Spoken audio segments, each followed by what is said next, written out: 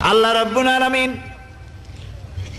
কোরআনে কারীমের ভিতরে নবীজির নাম একটি বারের জন্য নাম ধরে তাকে ডাকেন নাই, বরং তিনি বলেছেন তোমরা পরস্পরকে যেভাবে নাম ধরে ডাকাডাকি করো আমার নবীকে সেভাবে নাম ধরে ডাকবে না। আল্লাহ নিষেধ করেছেন আমার নবীর নাম ধরে ডাকবে না। সুবহানাল্লাহি ওয়া বিহামদিহি। এই পৃথিবীতে যত নবী আসছেন সমস্ত নবীরা হলেন এলাকা ভিত্তিক নবী, অঞ্চল ভিত্তিক নবী।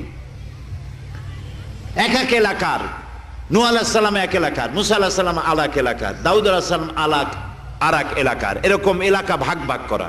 কিন্তু মুহাম্মদ সাল্লাল্লাহু আলাইহি ওয়াসাল্লামকে আল্লাহ রাব্বুল আলামিন কোন এলাকার জন্য নবী বানান নাই।